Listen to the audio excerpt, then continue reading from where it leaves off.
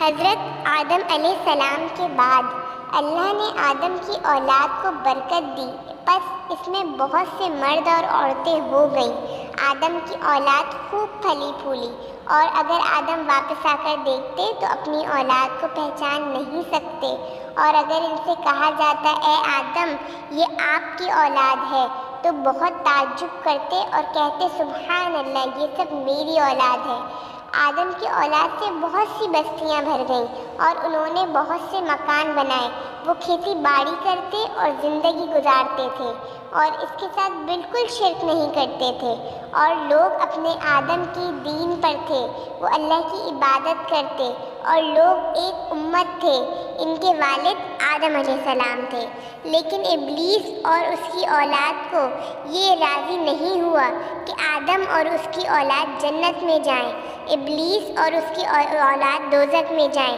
وہ یہ کیسے برداشت کر سکتا تھا؟ اس نے آدم کو سجدہ نہ کر کے اللہ کی نافرمانی کی تھی، تو اللہ نے اسے اپنے آپ سے دور کر دیا تھا اور لعنت بھیجی تھی۔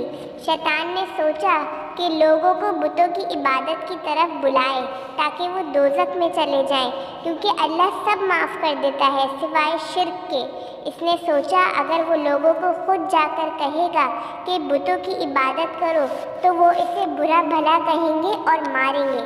شیطان نے ایک چال چلی، ایک دروازہ بنایا جس سے وہ داخل ہو کر لوگوں کے پاس پہنچا۔ لوگ اللہ سے ڈرتے تھے اور اس کی عبادت کرتے تھے، اور اللہ بھی ان سے محبت کرتا اور ان کی ہر دعا کو سنتا اور قبول کرتا۔ شیطان اس بات کو خوب جانتا تھا۔ شیطان لوگوں کے پاس گیا اور ان کے گزرے ہوئے لوگوں کے بارے میں دریافت کیا۔ تمہیں وہ یاد نہیں آتے؟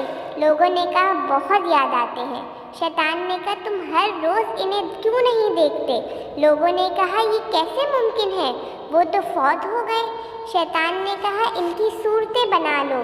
لوگوں نے ابلیس کی رائے پر عمل کیا اور نیک بندوں کی صورتیں بنا لی، اور روز صبح ان کو دیکھتے اور ان لوگوں کو یاد کرتے۔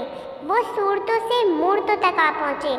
نیک لوگوں کی بہت سی مورتیں بنائیں اور ان کو مسجدوں اور گھروں میں رکھ دیا۔ وہ یہ جانتے تھے کہ یہ پتھر کی ہیں، یہ تو نہ نفع پہنچائیں گی نہ نقصان۔ وہ ان مورتوں کی تعریف کرتے اور ان کو سراہتے۔ یہ مورتیں ان میں بہت زیادہ ہو گئیں۔ جب کوئی نیک آدمی فوت ہو جاتا تو وہ اس کی مورت بنا لیتے اور اس مورت کا نام وہی رکھ دیتے۔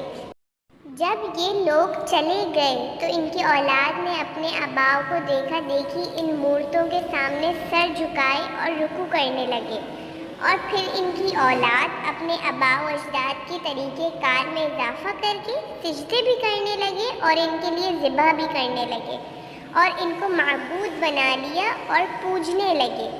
اس طرح بہت زیادہ بت ہو گئے۔ اللہ تعالیٰ کو ان پر بہت غصہ آیا اور ان پر لعنت بھیجی۔ اللہ ان سے بہت ناراض ہوا اور بارش روک لی، لیکن وہ پھر بھی باز نہ آئے اور توبہ نہ کی۔ آگے کا واقعہ سننے کے لیے چینل کو لائک اور سبسکرائب ضرور کریں اور بیل آئیکن کو کلک کریں تاکہ آگے آنے والی ویڈیوز آپ تک پہنچ سکیں۔ شکریہ۔ اللہ حافظ۔